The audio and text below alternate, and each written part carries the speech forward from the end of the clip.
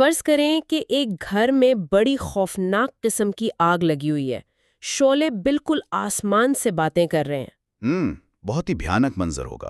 بالکل، اور ایسے میں ایک شخص فائر بریگیڈ کی وردی پہن کر وہاں پہنچتا ہے۔ اچھا، تو ظاہر ہے اسے دیکھ کر ایک امید پیدا ہوگی لوگوں میں۔ ہاں، امید تو پیدا ہوتی ہے، لیکن وہ شخص اپنا پائپ کھولتا ہے تو اس میں سے پانی کے بجائے پیٹرول نکل رہا ہوتا ہے۔ ارے یہ تو بہت ہی عجیب بات ہے۔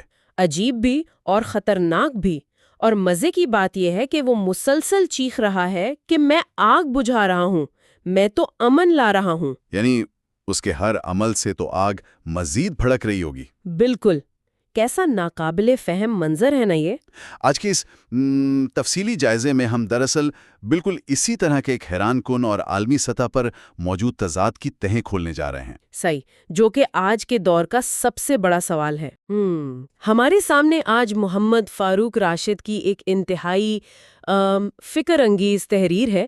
مضمون کا عنوان ہی بڑا چونکا دینے والا ہے: دنیا کو محفوظ بنانے کے دعوے دار، تباہی کے معمار۔ اور کچھ دیگر اہم ذرائع بھی موجود ہیں جن کا بنیادی سوال یہی ہے کہ جو قوتیں خود کو دنیا میں امن کا ٹھیکیدار کہتی ہیں، کیا اصل میں وہی تباہی پھیلا رہی ہیں؟ تو چلیں اس بات کی طے کھولتے ہیں کہ عالمی امن کے ان بلند و بانگ نعروں اور زمین پر جو خون بہہ رہا ہے، اس کے درمیان حقیقت کا اصل رشتہ کیا ہے۔ دیکھیے، یہاں جو بات سب سے زیادہ دلچسپ ہے نا، وہ یہ ہے کہ یہ جو تضاد آپ نے بیان کیا، اب یہ صرف کوئی فلسفیانہ خیال یا کتابوں کا حصہ نہیں رہا۔ ہاں، یہ تو ہمارے سامنے ہو رہا ہے۔ بالکل، یہ ہماری روزمرہ زندگی کا ایک باقاعدہ پیٹرن بن چکا ہے۔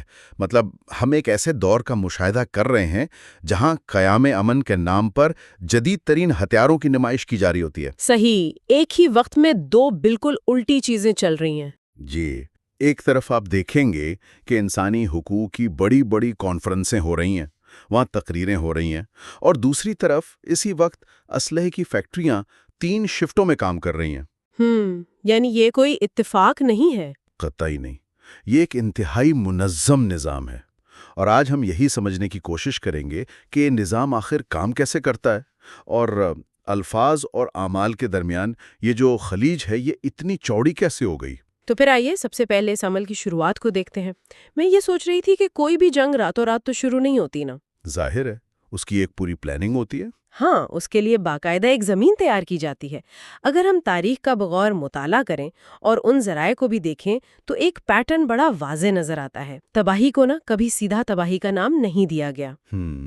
اسے ہمیشہ ایک خوبصورت غلاف میں لپیٹ کر پیش کیا جاتا ہے۔ بالکل، جیسے کمزور ممالک پر چڑھائی کرنی ہو تو اسے دہشت گردی کے خلاف جنگ یا پھر انسانی حقوق کی بحالی کا نام دے دیا جاتا ہے۔ لیبلنگ بہت اہم ہوتی ہے اس میں۔ اور مجھے تو یہ دیکھ کر حیرت ہوتی ہے کہ طاقتور ممالک اربوں ڈالر، میں کہوں گی اربوں ڈالر، صرف اس بیانیے کو بنانے پر خرچ کر دیتے ہیں۔ وہ میڈیا کا استعمال ایسے کرتے ہیں جیسے کوئی فلم ڈائریکٹر ہو۔ اچھا، فلم ڈائریکٹر والی تشبیہ بڑی دلچسپ ہے۔ ہاں نا، جیسے ایک ڈائریکٹر کیمرے کا رخ صرف وہیں رکھتا ہے جو وہ ناظرین کو دکھانا چاہتا ہے، باقی سب اندھیرے میں رہتا ہے۔ بالکل، پولیٹیکل سائنس کی زبان میں نا اسے رائے عامہ کی تشکیل یا مینوفیکچرڈ کنسنٹ کہا جاتا ہے۔ دیکھیں، طاقت کو ہمیشہ اپنے وجود اور پھیلاؤ کے لیے ایک اخلاقی جواز درکار ہوتا ہے۔ کوئی بھی ملک یہ کھڑے ہو کر اعلان نہیں کر سکتا کہ ہمیں کسی دوسرے ملک کی تیل یا معدنیات پر قبضہ کرنا ہے، اس لیے ہم آج رات بمباری کر رہے ہیں۔ وہ تو پھر سیدھا سیدھا ڈاکہ ہو گیا نا۔ بالکل، اس لیے انہیں ایک ایسا ولن تخلیق کرنا پڑتا ہے جس سے پوری دنیا کو خطرہ محسوس ہو، اور پھر وہ خود کو ایک ہیرو یا مسیحا بنا کر پیش کرتے ہیں۔ صحیح، ایسا آپ نے کہا، کیمرے کا زاویہ بڑی مہارت سے ادھر موڑ دیا جاتا ہے جہاں حملہ کی ہمدردی نظر آئے۔ میں یہاں ایک لمحے کے لیے رکنا چاہوں گی۔ یہاں آ کر بات واقعی بہت دلچسپ ہو جاتی ہے۔ بتائیے۔ یہ بات تو سمجھ میں آتی ہے کہ ماضی میں چلیں معلومات کے ذرائع کم تھے، ایک ہی چینل ہوتا تھا، تو لوگوں کو بے وقوف بنانا ذرا آسان تھا۔ بالکل، اخبار پڑھ لیا یا ریڈیو سن لیا۔ ہاں، لیکن آج کے دور میں جب ہر انسان کی جیب میں ایک سمارٹ فون ہے، انٹرنیٹ نے پوری دنیا کی ہر خبر، ہر ویڈیو تک رسائی دے دی ہے، تو یہ جو جادو ہے نا، یہ اب تک کیسے کام کر رہا ہے؟ یہ بہت ہی اہم سوال اٹھایا ہے آپ نے۔ منطق تو یہ کہتی ہے کہ معلومات کی اس فراوانی میں انسان کو زیادہ باشعور ہونا چاہیے تھا، لیکن ایسا لگ رہا ہے کہ ہم اب بھی اسی کینوس پر بنی تصویر کو سچ مان رہے جو طاقتور ہمارے لیے بناتا ہے۔ دیکھیں، یہ ایک بہت عام غلط فہمی ہے کہ زیادہ معلومات کا مطلب زیادہ شعور ہوتا ہے۔ معلومات کا ایک سیلاب آ جاتا ہے نا، تو انسانی ذہن ایک عجیب سی کیفیت کا شکار ہو جاتا ہے۔ اسے ہم انفارمیشن فٹیگ یا معلومات کی تھکاوٹ کہہ سکتے ہیں۔ یعنی دماغ سن ہونے لگتا ہے۔ بالکل، ہمارا دماغ ایک وقت میں اتنی زیادہ اور وہ بھی متضاد خبروں اور تجزیوں کو پروسیس ہی نہیں کر پاتا۔ اور یہ جو طاقتور ادارے ہیں، یہ اس انسانی نفسیات کو بہت اچھی طرح سمجھتے ہیں۔ یعنی وہ اس تھکاوٹ کا فائدہ اٹھاتے ہیں۔ 100%۔ وہ اپنے بیانیے کو بار بار الگ الگ طریقوں سے اور مختلف پلیٹ فارمز پر اس قدر دہراتے ہیں کہ وہ ایک سچ کی صورت اختیار کر لیتا ہے۔ جیسے ہٹلر کے وزیر پروپیگنڈا نے کہا تھا کہ جھوٹ کو اتنا بولو کہ سچ لگنے لگے۔ بالکل وہی اصول ہے۔ اور اس کے علاوہ آج کل جو الگوریدم کے ذریعے ایکو چیمبرز بن چکے ہیں سوشل میڈیا پر، ان کا کیا کام ہے؟ وہ انسان کو صرف وہی دکھاتے ہیں جو وہ دیکھنا چاہتا ہے یا جو اسے دکھانے کا فیصلہ کیا گیا ہو۔ تو ہم بنیادی طور پر ایک بلبلے کے اندر قید ہے۔ جی، اس طرح ایک مکمل جھوٹ کو سچ مان لینے کا عمل نا ماضی کے مقابلے میں آج کہیں زیادہ سائنسی اور منظم ہو چکا ہے۔ اگر اس سارے بیانیہ سازی اور میڈیا کی مہم کو ذرا غور سے دیکھا جائے تو ایک بات بڑی واضح ہوتی ہے کہ اس قدر منظم جھوٹ کو پھیلانے اور اسے برقرار رکھنے کے لیے اربوں خربوں ڈالر کی ضرورت ہوتی ہے۔ ظاہر ہے یہ کوئی سستا کام تو نہیں ہے۔ بالکل۔ تو کوئی بھی حکومت یا ادارہ اتنی خطیر رقم، اتنی محنت صرف اپنی انا کی تسکین کے لیے تو خرچ نہیں کرے گا نا، اس کے پیچھے کوئی ٹھوس وجہ ہونی چاہیے۔ اور وہ وجہ منافع ہے۔ تو اس کا مطلب ہے کہ جو لوگ یہ جنگیں شروع کرواتے ہیں وہی دراصل اس بیانیے کے پیچھے سرمایہ کاری کر رہے ہیں۔ تو اس سب کا کیا مطلب ہے؟ کیا ہم یہ کہہ رہے ہیں کہ جنگ اب نظریات یا سرحدوں کا نہیں بلکہ خالصتاً منافع اور سرمایہ کا ایک کھیل بن چکی ہے؟ اس سے ایک بہت اہم سوال پیدا ہوتا ہے، اور اس کا جواب عالمی معیشت کے اس ماڈل میں چھپا ہے جسے ہم جنگی معیشت یا کانفلکٹ اکانومی کہتے ہیں۔ جنگی معیشت، صحیح۔ یہ کوئی محض بندوقوں اور بارود کا چھوٹا موٹا کاروبار نہیں ہے، یہ ایک پورا کا پورا ایکو سسٹم ہے جسے ملٹری انڈسٹریل کمپلیکس کہا جاتا ہے۔ یعنی فوج اور صنعت کا ایک گٹھ جوڑ۔ بالکل۔ آپ دیکھیں نا، جب دنیا کے کسی کونے میں جنگ کے بادل منڈلاتے ہیں تو ذرا سٹاک مارکیٹ پر نظر ڈالیں۔ ان ڈیفنس کانٹریکٹرز کے جو شیئرز ہیں وہ راتوں رات آسمان کو چھونے لگتے ہیں۔ ہاں، یہ تو ہم اکثر خبروں میں دیکھتے ہیں۔ ہوتا کیا ہے کہ ایک خوف پیدا کیا جاتا ہے، اس خوف کی بنیاد پر عوام اپنے ہی دفاعی بجٹ میں اضافے کی حمایت کر دیتے ہیں۔ پھر وہ بجٹ کہاں جاتا ہے؟ وہ پرائیویٹ اسلحہ ساز کمپنیوں کی جیب میں جاتا ہے۔ اور پھر وہی کمپنیاں مزید خوف پیدا کرتی ہیں۔ جی، وہی کمپنیاں پھر بڑے بڑے تھنک ٹینکس اور سیاستدانوں کو فنڈنگ کرتی ہیں تاکہ وہ مزید تنازعات پیدا کر سکیں۔ یہ ایک نہ ختم ہونے والا لوپ ہے۔ یہ تو مجھے بالکل ایک طرح کے سبسکرپشن ماڈل کی طرح لگ رہا ہے۔ Subscription model? وہ کیسے؟ یہ جنگی معیشت کا ماڈل تنازعات کو ایک ایسا سبسکرپشن بنا دیتا ہے جو کبھی ختم نہیں ہونا چاہیے۔ بہت زبردست مثال دی آپ نے۔ کیونکہ اگر دنیا میں واقعی مکمل امن قائم ہو جائے، کہیں کوئی لڑائی نہ ہو، تو یہ اسلحہ ساز فیکٹریوں کے تو تالے لگ جائیں گے۔ یہ تو ان کے منافع کے بالکل خلاف ہے۔ بس یہی وہ سب سے بنیادی نکتہ ہے۔ جو نظام خوف اور جنگ کی بنیاد پر منافع کما رہا ہو وہ امن کو کبھی برداشت ہی نہیں کر سکتا۔ امن ان کے لیے خسارے کا سودا ہے۔ بالکل، ان کے لیے امن ایک خطرہ ہے اور جنگ ان کی مین پروڈکٹ ہے۔ اور کوئی بھی پروڈکٹ تبھی بکتی ہے نا جب اس کی ڈیمانڈ پیدا کی جائے۔ اور وہ ڈیمانڈ یہ میڈیا اور تنازعات کے ذریعے پیدا کرتے ہیں۔ جی، اور اربوں ڈالر کے نئے ہتھیار بنائے جاتے ہیں۔ پھر انہیں ٹیسٹ کرنے کے لیے اور اپنے پرانے سٹاک کو ختم کرنے کے لیے بھی کوئی نہ کوئی میدان جنگ درکار ہوتا ہے۔ صحیح۔ اور اس کے لیے پھر غریب اور کمزور ملکوں کا انتخاب کیا جاتا ہے۔ بالکل، کمزور قوموں کو دراصل ایک لیبارٹری بنا دیا جاتا ہے۔ تیل پر قبضے اور عالمی منڈیوں پر اجارہ داری کو قائم رکھنے کے لیے ان تنازعات کو مسلسل آکسیجن دی جاتی رہتی ہے۔ یعنی یہ جو امن کی کانفرنسیں اور معاہدے ہوتے ہیں جن پر اتنی تالیاں بجائی جاتی ہیں، یہ صرف وقت گزارنے اور نئے ہتھیاروں کی تیاری تک کا ایک وقفہ ہوتے ہیں۔ بدقسمتی سے حقیقت یہی ہے۔ اور اس سارے عمل میں جو چیز سب سے زیادہ پستی ہے نا، وہ ایک عام انسان ہے۔ لیکن مجھے لگتا ہے کہ یہ معاشی اور سیاسی پہلو اس تصویر کا شاید صرف ایک رخ ہے۔ آپ کا اشارہ کس طرف ہے؟ اس مضمون کے مصنف نے ایک اور بہت ہی گہری اور میں کہوں گی خطرناک بات کی طرف اشارہ کیا ہے، جو شاید اس جنگی معیشت سے بھی زیادہ خوفناک ہے۔ اچھا۔ وہ یہ کہ اس سارے کھیل میں عام انسانوں کے ذہنوں اور ضمیروں کے ساتھ کیا کیا جا رہا ہے۔ ہاں، اگر ہم اسے وسیع تر تناظر میں دیکھیں نا، تو مصنف نے جس خطرے کی نشاندہی کی ہے وہ کوئی نیا میزائل یا کوئی معاشی بحران نہیں ہے۔ تو پھر وہ کیا ہے؟ وہ ایک نفسیاتی اور سماجی روگ ہے جسے ہم عام زبان میں بے حسی یا آپیتھی کہہ سکتے ہیں۔ بے حسی؟ ہاں، دیکھیں، جب ایک عام انسان پہلی بار روزانہ تباہی، قتل و غارت اور ناانصافی کی تصاویر دیکھتا ہے تو شروع میں تو وہ ہل کر رہ جاتا ہے۔ بالکل، اس کا دل کانپتا ہے، ضمیر جھنجھوڑتا ہے۔ لیکن جب یہ سب کچھ ایک روزمرہ کا معمول بن جائے، روز کی خبر بن جائے، تو انسانی ذہن اپنے دفاع کے لیے ایک جذباتی دیوار کھڑی کر لیتا ہے۔ ہم محسوس کرنا بند کر دیتے ہیں۔ جی، خبروں میں مرنے والوں کی تعداد پھر ہمیں انسان نہیں، محض ہندسے یا گراف لگنے لگتے ہیں۔ اس بے حسی کو سمجھنے کے لیے مجھے ایک بڑی سادہ سی تشبیہ یاد آ رہی ہے۔ جی بتائیے۔ فرض کریں ایک شخص کا گھر کسی بہت ہی مصروف ریلوے ٹریک کے بالکل قریب بنا ہوا ہے۔ تو وہاں تو بہت شور ہوگا۔ بالکل۔ اب شروع کے چند دن تو اسے ہر گزرنے والی ٹرین کے شور سے شدید کوفت ہوتی ہے، اس کی نیند ٹوٹ جاتی ہے، وہ چڑچڑا ہو جاتا ہے۔ قدرتی سی بات ہے۔ لیکن کچھ عرصے بعد وہ اس شور کا اس قدر عادی ہو جاتا ہے کہ ٹرین گزر جاتی ہے، گھر کی دیواریں کانپتی ہیں، مگر وہ شخص آرام سے سوتا رہتا ہے، اسے وہ شور سنائی ہی نہیں دیتا۔ بہت گہری بات ہے یہ۔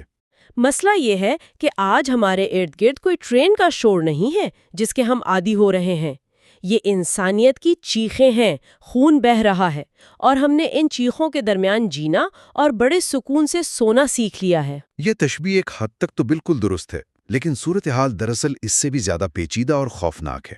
وہ کیسے؟ دیکھیں، ریلوے ٹریک والے معاملے میں جو انسان کی بے حسی ہے وہ ایک قدرتی رد عمل ہے، دماغی میکانزم ہے، لیکن عالمی جنگوں اور ظلم کے حوالے سے یہ جو بے حسی آج پیدا ہو رہی ہے وہ ایک باقاعدہ اور منظم منصوبے کا حصہ ہے۔ یعنی یہ انجیکٹ کی جا رہی ہے؟ جی بالکل۔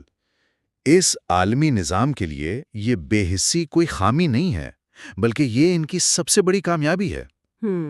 تاکہ کوئی سوال نہ اٹھائے۔ بالکل۔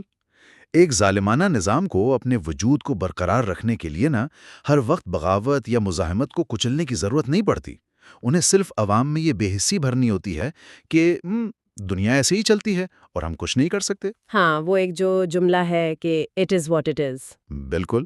جب پورا کا پورا سماج ہی ظلم کو ایک معمول مان لے تو ظالم کو پھر کوئی اخلاقی جواز پیش کرنے کی زحمت ہی نہیں اٹھانی پڑتی، وہ کھلے عام سب کرتا ہے۔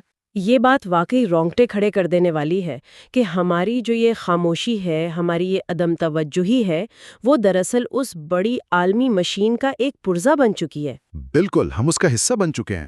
ہم شاید یہ سمجھ رہے ہوتے ہیں کہ ہم تو غیر جانبدار ہیں، ہمارا اس سے کیا لینا دینا، لیکن حقیقت میں ہم اس ایجنڈے کو، اس بیانیے کو قبول کر چکے ہیں کہ طاقت ہی سب کچھ ہے اور کمزور کا تو کوئی حق ہی نہیں ہے۔ جی، اور یہ ایک ایسا خاموش زہر ہے جو ہماری روحوں میں، ہمارے معاشرے میں اتارا جا رہا ہے اور ہمیں اس کا احساس تک نہیں ہو رہا۔ بالکل۔ اور جب انسان کے اندر سے حق اور باطل یا انصاف اور ظلم کا جو بنیادی فرق ہے وہی مٹ جائے تو وہ زندہ ہوتے ہوئے بھی دراصل مردہ ہو جاتا ہے، وہ معاشرے اندر سے بالکل کھوکھلے ہو جاتے ہیں۔ یہ تو واقعی ایک بہت ہی تاریک تصویر ہے، لیکن تاریک حقائق اور بے حسی کے اس زہر کا تجزیہ کرنے کے بعد میں گفتگو کا رخ اس امید کی کرن کی طرف موڑنا چاہوں گی جو مصنف نے مضمون کے آخر میں پیش کی ہے۔ ہاں، اندھیرے کے بعد روشنی کا ذکر تو بہت ضروری ہے۔ بالکل۔ مصنف کا یہ ماننا ہے کہ اس تمام تر تباہی کے باوجود انسان کے اندر ظلم کے خلاف کھڑے ہونے کا ایک فطری حوصلہ اب بھی موجود ہے۔ امید ابھی باقی ہے۔ وہ کہتے ہیں کہ اس تباہ کن نظام کو توڑنے کے لیے یا دنیا کو بدلنے کے لیے ہمیں کسی اور بڑی مادی طاقت، کسی نئی فوج کی ضرورت نہیں ہے، بلکہ ایک بیدار شعور چاہیے۔ بیدار شعور، صحیح۔ اور اس شعور کی بیداری کا راستہ وہ تعلیم کو بتاتے ہیں، لیکن یہاں میرے ذہن میں ایک الجھن پیدا ہوتی ہے۔ کیسی الجھن؟ لیکن آج دنیا بھر میں جو شرائع خواندگی ہے وہ تاریخ کے کسی بھی دور سے زیادہ ہے۔ اسکول ہیں، یونیورسٹیاں ہیں، لوگوں کے پاس ڈگریاں ہیں، سب کچھ تو موجود ہے۔ بظاہر تو سب پڑھے لکھے ہیں۔ پھر اس سب کے باوجود یہ جو جنگی معاشیت اور ظلم کا نظام ہے، یہ تو اپنے عروج پر ہے۔ اس کا مطلب تو یہ ہوا کہ ہم جس چیز کو تعلیم سمجھ رہے ہیں وہ اصل میں وہ بیداری پیدا کر ہی نہیں رہی جس کی مصنف بات کر رہے ہیں۔ بالکل درست پہچانا آپ نے۔ یہ دراصل ایک بہت ہی تلخ حقیقت ہے۔ یعنی ہمارا تعلیمی نظام صرف اس معاشی مشینری کے لیے کلرک، انجینئر اور مینیجر تو پیدا کر رہا ہے، لیکن وہ انسان نہیں بنا رہا جو حق کے لیے کھڑا ہو سکے۔ یہی تو اصل المیہ ہے۔ آج کی جو تعلیم ہے اس کا مقصد صرف معلومات کا تبادلہ اور ایک اچھی نوکری کے حصول تک محدود ہو کر رہ گیا ہے۔ صرف اسکلز سکھائی جا رہی ہیں۔ جی، مصنف جس تعلیم کی بات کر رہے ہیں نا، وہ محض کتابیں پڑھنے کا نام نہیں ہے۔ وہ کردار سازی، اخلاقی ذمہ داری، حق اور باطل میں فرق کرنے اور سب سے بڑھ کر سوال کرنے کی جرت پیدا کرنے کا نام ہے۔ آج کی جو نوجوان نسل ہے اس کے پاس معلومات یا ڈیٹا کا تو ایک سمندر ہے، مگر سمت غائب ہے۔ انہیں بچپن سے یہ سکھایا جا رہا ہے کہ کامیابی کا مطلب صرف مادی ترقی اور پیسہ ہے، چاہے اس کی قیمت کچھ بھی ہو۔ بالکل۔ اگر ہمارا تعلیمی نظام نوجوانوں کو یہ سکھانا شروع کر دے کہ ہمدردی، انصاف اور سچائی کی کیا اہمیت ہے، اور انہیں ان عالمی بیانیوں پر سوال اٹھانا، ان کا تنقیدی جائزہ لینا سکھا دے، تو یقین مانے یہ نوجوان نسل اس پورے نظام کی بنیادیں ہلا کر رکھ سکتی ہے۔ اچھا، میں یہاں تھوڑا سا کاؤنٹر کرنا چاہوں گی۔ جی بالکل کریں۔ ہم یہ باتیں تو کر رہے ہیں، لیکن عملی دنیا میں پریکٹیکلی یہ بات کتنی قابل عمل ہے؟ آپ ذرا تصور کریں، ایک طرف وہ ملٹری انڈسٹریل کمپلیکس ہے جس کا بجٹ خربوں ڈالرز میں ہے، جی، جس کے پاس پوری دنیا کے وسائل ہیں، جو پورے گلوبل میڈیا کو کنٹرول کرتا ہے، جو حکومتیں گراتا اور بناتا ہے، اور دوسری طرف ہم ایک عام فرد کے اندر کی ہمدردی، اخلاق اور بیدار شعور کی بات کر رہے ہیں۔ آپ کو لگتا ہے کہ یہ مقابلہ نہیں کر سکتے؟ مجھے یہ ایک انتہائی غیر متوازن سا مقابلہ لگتا ہے۔ ایک اتنے بڑے مادی نظام کو شکست دینے کے لیے کیا واقعی صرف روحانی یا اخلاقی طاقت کافی ہو سکتی ہے؟ مجھے یہ بات تھوڑی آئیڈیالزم تو لگتی ہے، مگر سننے میں تو بہت اچھی ہے، مگر اس کی عملیت پر سوال تو اٹھتا ہے۔ آپ کا سوال بہت بجا ہے۔ بظاہر تو یہ ڈیوڈ اور گولایت، یا کہہ لیں حق اور باطل کی ایسی لڑائی لگتی ہے جس میں طاقت کا پلڑا ایک طرف بہت جھکا ہوا ہے۔ بالکل، بہت زیادہ جھکا ہوا ہے۔ لیکن اگر آپ تاریخ کے اوراق پلٹ کر دیکھیں تو دنیا کی بڑی بڑی سلطنتیں اور انتہائی ظالمانہ نظام کبھی باہر کے حملوں سے اتنی جلدی نہیں ٹوٹے جتنا وہ اندرونی شعور اور بیداری کے نتیجے میں بکھرے ہیں۔ یعنی وہ اندر سے کھوکھلے ہو کر گرتے ہیں۔ بالکل۔ دیکھیں، یہ جو خربوں ڈالر کا جنگی نظام ہے، یہ آخر چلتا کس پر ہے؟ یہ عوام کے ٹیکسوں، ان کی خاموشی اور ان کے لاشعوری تعاون سے چلتا ہے۔ جب شعور بیدار ہوتا ہے نا، تو انسان سب سے پہلا کام کیا کرتا ہے؟ وہ سوال کرتا ہے، اور جب وہ سوال کرتا ہے تو جو خوف کے بت بنائے گئے ہوتے ہیں وہ ٹوٹنے لگتے ہیں، یعنی اس کی بنیادیں ہلنے لگتی ہیں۔ جی۔ اور یہ شعور کی بیداری یہ فرد سے شروع ہو کر خاندان اور پھر پورے معاشرے میں کسی وبا کی طرح پھیلتی ہے۔ جب عوام ایک خاص بیانیے کو، اس جھوٹ کو خریدنے سے انکار کر دیں، جب وہ اس خوف کے پروڈکٹ کو رد کر دیں، تو اس نظام کا وہ جو مضبوط معاشی اور سیاسی ڈھانچہ ہے نا، وہ خود بخود لڑکھڑانے لگتا ہے۔ کتنی زبردست بات کہی آپ نے۔ ظالم کی طاقت اس کے ان بڑے بڑے ہتھیاروں میں اتنی نہیں ہے جتنی مظلوم یا ایک عام انسان کی خاموشی میں پوشیدہ ہوتی ہے۔ تو اس کا مطلب یہ ہوا کہ طاقت کا اصل سرچشمہ دراصل وہی موجود ہے جہاں اسے سب سے زیادہ کمزور سمجھا جا رہا تھا، یعنی ایک عام انسان کے شعور میں۔ بالکل، سارا کھیل ہی شعور کا ہے۔ آج کی یہ سالی گفتگو اور ہمارا یہ تفصیلی جائزہ ہمارے سامنے یہ بات بالکل واضح کر دیتا ہے کہ آج انسانیت واقعی ایک انتہائی اہم اور نازک دوراہے پر کھڑی ہے۔ جی، ایک ایسا موڑ جہاں فیصلہ ہمیں کرنا ہے۔ ایک طرف تو وہ راستہ ہے جہاں یہ جنگی معیشت اور منافع کی ہوس ہمیں بحیثیت مجموعی ایک اندھی کھائی میں گرا دے گی، جہاں انسان مکمل طور پر بے حس اور ایک چلتی پھرتی مشین بن کر رہ جائے گا۔ اور دوسری طرف کیا ہے؟ دوسری طرف بقا اور امید کا راستہ ہے، جو صرف اسی صورت میں کھلے گا جب انسان اپنے اندر جھانکے گا اور شعور کی بیداری ہوگی۔ یہ فیصلہ اب کسی ایک لیڈر یا کسی عالمی ادارے کا نہیں بلکہ پوری انسانیت کا ہے۔ اگر وقت پر بیداری نہ آئی تو شاید بہت دیر ہو سکتی ہے۔ یقیناً، اور یہ کوئی ایسا مسئلہ نہیں ہے جس سے ہم یہ کہہ کر بس نظر انداز کر دیں کہ بھائی یہ تو عالمی طاقتوں کا کھیل ہے، ہمارا اس سے کیا واسطہ۔ ہم اکثر یہی کرتے ہیں نا کہ ہم تو دور بیٹھے ہیں۔ جی، لیکن جب ایک جنگی نظام پوری انسانیت کی روح کو اپنی لپیٹ میں لے رہا ہو تو اس وقت غیر جانبدار رہنا بھی دراصل ظلم کی ہی حمایت کرنا ہوتا ہے۔ بالکل صحیح کہا آپ نے۔ اس ساری تحریر کا اور آج کی ہماری اس بحث کا بنیادی مقصد بھی یہی ہے کہ ہر انسان اپنے حصے کی ذمہ داری کو سمجھے اور کم از کم اپنے ارد گرد پھیلے ان بیانیوں کے پیچھے چھپے اصل مقاصد کو پہچاننے کی کوشش کرے۔ یہ گفتگو واقعی ہمیں بہت کچھ نیا اور گہرا سوچنے پر مجبور کرتی ہے۔ اور آخر میں ایک بات پر ضرور غور کرنا چاہوں گی۔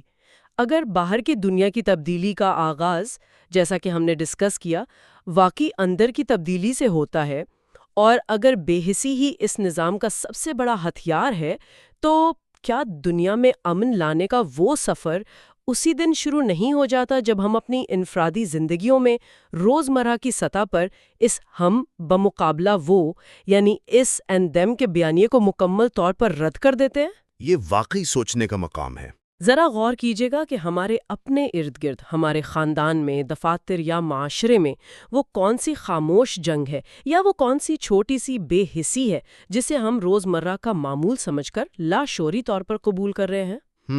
کیا ہم نے اپنے ہی ارد گرد ہونے والے چھوٹے چھوٹے ظلم کو معمول سمجھ کر اپنی آواز کو دبا تو نہیں دیا، بالکل اسی طرح جیسے عالمی سطح پر ہو رہا ہے؟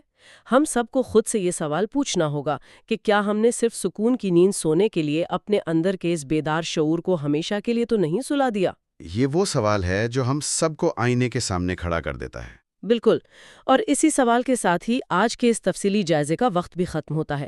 ان تمام ذرائع اور آج کی اس گفتگو نے ہمیں یہ سکھایا ہے کہ کچھ بھی جوں کا توں مان لینے کے بجائے ہر دعوے، ہر خبر کی تہوں کو کھنگالنا کتنا ضروری ہے۔ جی، شعور کی بیداری کا پہلا قدم ہی سوال کرنا ہے۔ بالکل، تو بس سوال کرتے رہیے اور اپنے اندر کی اس حساسیت کو، اس ہمدردی کو زندہ رکھیے۔ اگلے جائزے تک کے لیے خدا حافظ۔ خدا حافظ۔